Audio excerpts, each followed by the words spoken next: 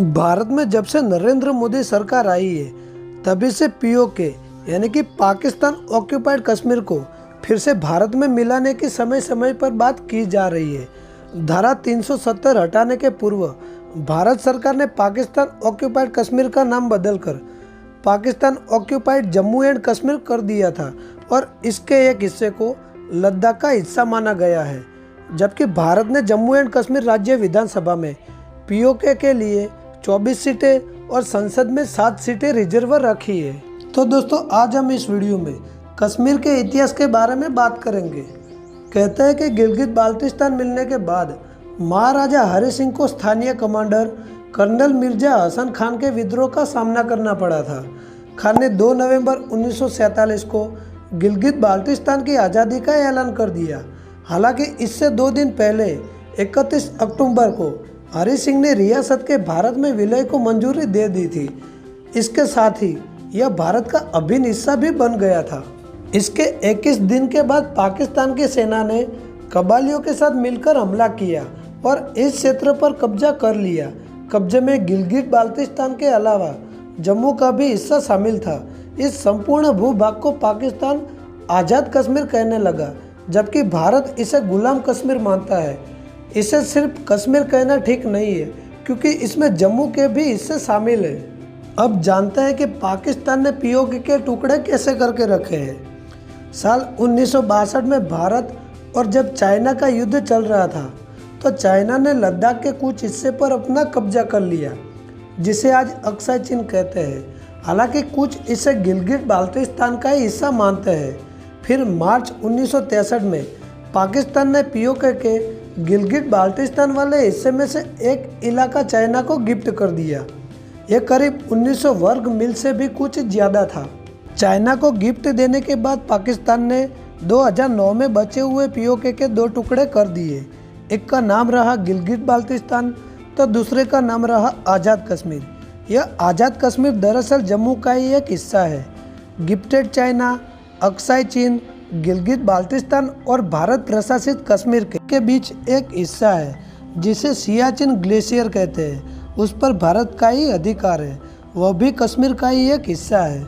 मतलब यह कि पीओके और गिलगित बाल्टिस्तान 2 क्षेत्र हो गए। पाकिस्तान अधिकृत कश्मीर के पास अनुमानित 5134 वर्ग मील यानी कि करीब 13,296 वर्ग किलोमीटर इलाका है।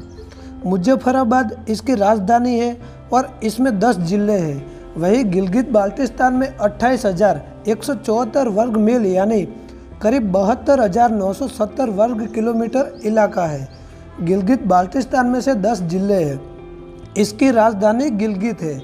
इन दोनों इलाकों की कुल आबादी 60 लाख के करीब बताई जाती है। मतलब यह कि गिलगित बाल्टिस्तान पाकिस्तान अधिकृत जम्मू और कश्मीर का 85% इलाका है। गिलगित बाल्टिस्तान को 2009 से पहले नॉर्दर्न एरिया कहा जाता था, लेकिन अब दोनों क्षेत्रों की अपनी अपनी विधानसभाएं हैं और तकनीकी रूप से पाकिस्तान संघ का हिस्सा नहीं है। लेकिन हकीकत तो यह है कि दोनों क्षेत्र में पाकिस्तान सरकार और आर्मी का ही शासन चलता है, जिसे लोग तंग आ चुके हैं। ऐसा कहा जाता है कि पीओके या आज़ाद कश्मीर सुन्नी बहुल है, जबकि गिलगित बाल्टिस्तान की आबादी शिया से भरी हुई है। 2009 के आदेश के बाद पाकिस्तान गिलगित बाल्टिस्तान आदेश 2018 लेकर आया, जिसके तहत पाकिस्तान के प्रधानमंत्री शाहीन खाकन अब्बासी ने 21 मई को एक आदेश जारी कर इलाके के स्थानीय परिषद के अहम अधिकारों को खत्म कर दिया। इन अधिकारों से परिषद स्थानीय मामलों पर फैसला लेती थी। इस फैसले को पाकिस्तान सरकार की ओर से गिलगित बाल्टिस्तान को 5वां प्रांत बनाने की दिशा में अहम कदम माना गया, जिसका भारत ने भी विरोध किया था। फिर 2009 में गिलगित बाल्टिस्तान को पाकिस्तान ने अलग स्टेट दिया। वहां पर शुरू में जमहूरियत नहीं थी। 2009 में उन्हें पहला सेटअप देकर कहा कि इसे हम सूबाई हैसियत देते हैं। जब इसे पाकिस्तान अधिकृत कश्मीर से अलग किया गया तो भारत में इसको लेकर कोई हल्ला नहीं हुआ। जिस तरह की पाकिस्तान में लद्दाख को अलग किए जाने पर हल्ला हो रहा था, पाकिस्तान ने इस गिलगित बाल्टिस्तान को अपना 5वां प्रांत घोषित कर दिया, लेकिन भारत में इसको लेकर कोई विरोध ही नहीं देखा गया।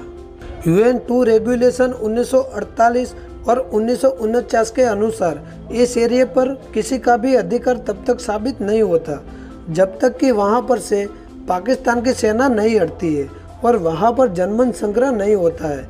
हालांकि अब वहां पर जनमन संग्रह का कोई मतलब ही नहीं है, क्योंकि 1947 के बाद से पाकिस्तान ने वहां की डेमोग्राफी बदल दी है।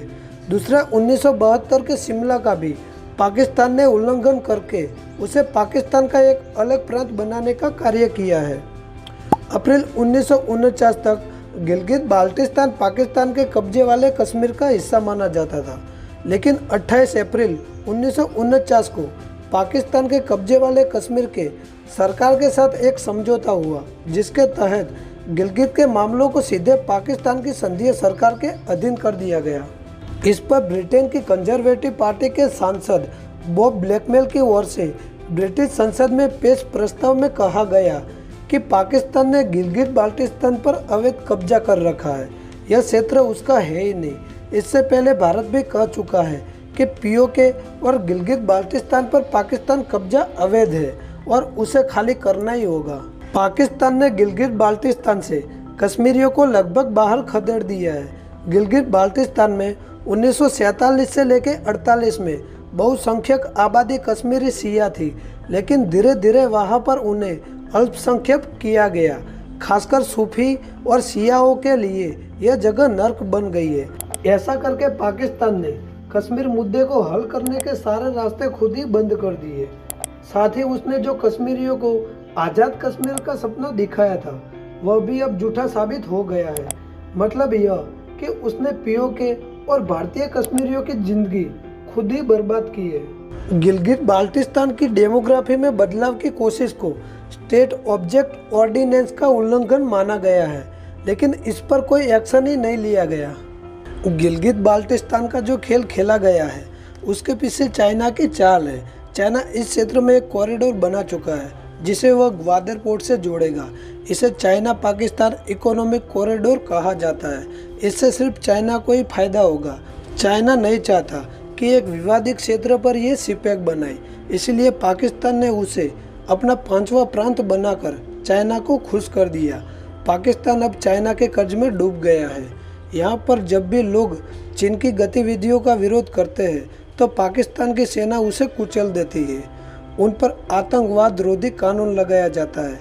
चाइना के प्रोजेक्ट को पूरा करने के लिए इस इलाके में चाइना के 24,000 सैनिकों की तैनाती है।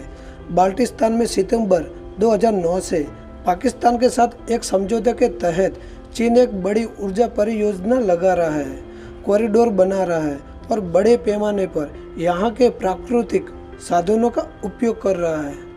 सिंधु नदी को अपने दामन में समेटे गिलगित बाल्टिस्तान में बेहद खूबसूरत ऊंची पर्वत चोटियाँ है। गिलगित एक बहुत ही सुंदर स्थान है। यह काराकोरम की छोटी बड़ी पहाड़ियों से घिरा हुआ है। काराकोरम क्षेत्र में ही हिंदू कुश और तिरिच मीर नाम वाले 2 ऊंचे पर्वत भी है। गिलगित घाटी में सुंदर झरनों, फूल की सुंदर घाटियाँ भी है। इसके उत्तर में चीन और अफगानिस्तान, पश्चिम में पाकिस्तान का खैबर पख्तूनख्वा प्रांत और पूरब में भारत का कश्मीर है, जिसमें दुनिया का सबसे ऊंचा युद्ध स्थल सियाचिन भी शामिल है। अपने इसी भौगोलिक बनावट की वजह से यह इलाका भारत, चीन और पाकिस्तान तीनों के लिए सामरिक दृष्टि से बहुत महत्वपूर्ण है। तो दोस्तों, उम्मीद करता हूँ आपको ये वीडियो पसंद आया होगा। अगर आप और ऐसे वीडियो देखना चाहते हो तो अपने दोस्तों के साथ शेयर जरूर कीजिए। साथ ही हमारे वीडियो को लाइक कीजिए और चैनल को सब्सक्राइब करना ना भूलें। जय हिंद, जय भारत।